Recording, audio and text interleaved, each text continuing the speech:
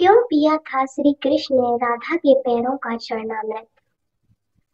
चरणामृत से संबंधित एक पौराणिक कथा काफी प्रसिद्ध है, जो हम श्री कृष्ण एवं राधा जी के अटूट प्रेम की याद दिलाती है।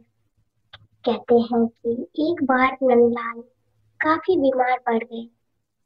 कोई दवा या जड़ी बूटी उन पर बेअसर साबित हो रही थी। तभी श्री कृष्ण ने ये स्वयं ही गोपियों से एक ऐसा उपाय करने को कहा, जिसे सुन गोपियां दुविधा में पड़ गई। दरअसल श्री कृष्ण ने गोपियों से उन्हें चरणामृत पिलाने को कहा।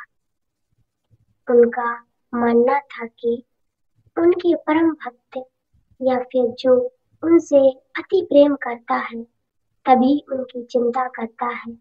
यदि उनके पाँव में को धोने के लिए इस्तेमाल हुए जल को वे ग्रहण कर लें, तो वे निषेध ही ठीक हो जाएंगे। लेकिन दूसरी ओर गोपियां और भी चिंता में पड़ गईं। श्री कृष्ण उन सभी गोपियों के लिए बेहद महत्वपूर्ण थे। वे सभी उनकी परम भक्ति थी, लेकिन उन्हें इस उपाय के निष्फल होने की चिंता सता रही थी।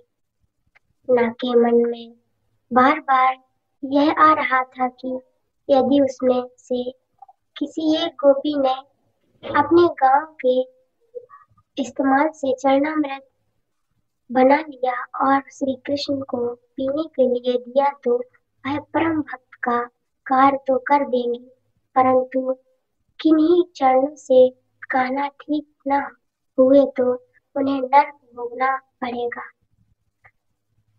अभी तक गोपियां व्याकुल होकर श्री कृष्ण की ओर ताक रही थी और किसी अन्य उपाय के बारे में सोच ही रही थी कि वह कृष्ण की प्रिय राधा आ गई। अपने कृष्ण को इस हालत में देख के राधा के तो जैसे प्राण ही निकल गए।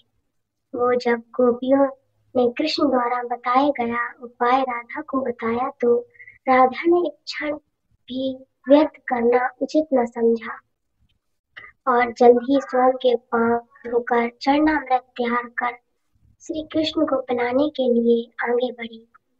राधा जानती थी कि वे क्या कर रही है। जो बात अन्य गोपियों के लिए भय का कारण थी, ठीक वही भय राधा को भी मन में था।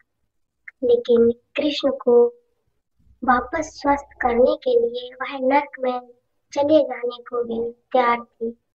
आखिरकार कान्हा ने चरणामृत ग्रहण किया और देखते ही देखते वे ठीक हो गए, क्योंकि वह राधा ही थी जिसके प्यार एवं सच्ची निष्ठा से श्री कृष्ण तुरंत स्वस्थ हो गए। अपने कृष्ण को निरोग देखने के लिए राधा जी ने एक बार भी स्वयं के भविष्य की चिंता न की और वही किया जो उसका धर्म था। तो कैसी लगी स्टोरी दोस्तों, कमेंट सेक्शन में जरूर बताना।